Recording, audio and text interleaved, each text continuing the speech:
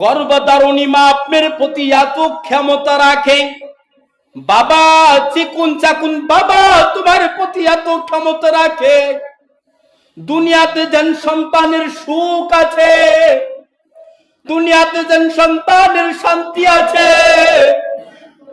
এই সুখ আর শান্তি পিতা মাতা সন্তানের কাছ থেকে কেড়ে নিতে পারে, এই ক্ষমতাটা আল্লাহ রাব্বুল আলামিন পিতা মাতাকে দিয়েছে। আর পিতা মাতার এত ক্ষমতা রয়েছে, পিতা মাতা এত ক্ষমতা রাখে, জান্নাত থেকে পিতা মাতা সন্তানকে লাঠি দিয়ে বাইর করে দেওয়ার ক্ষমতা রাখে। আপনি একটু ভাবেছেন, আপনি একটু চিন্তা করেছেন পিতামাতা মানে কি?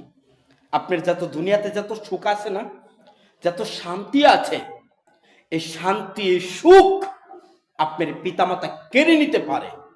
এটা হচ্ছে দুনিয়ার জন্য।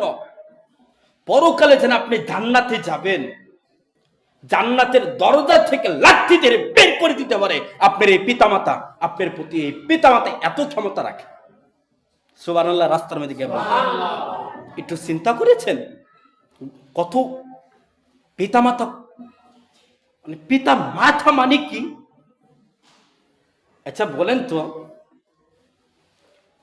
দুনিয়ার বুকে যেন আসলেন, কার মাধ্যমে আসলেন বলেন? পিতামাতার মাধ্যমে তো দুনিয়াতে আসলেন, তাই না? সম্মানিত উপস্থিতি, যারা পিতামাতাকে কষ্ট দিয়েছেন, যারা পিতামাতাকে আঘাত দিয়েছেন, আমি বলবো পিতামাতার পায়ে ধরে তাদের কাছ থেকে ক্ষমা নেন।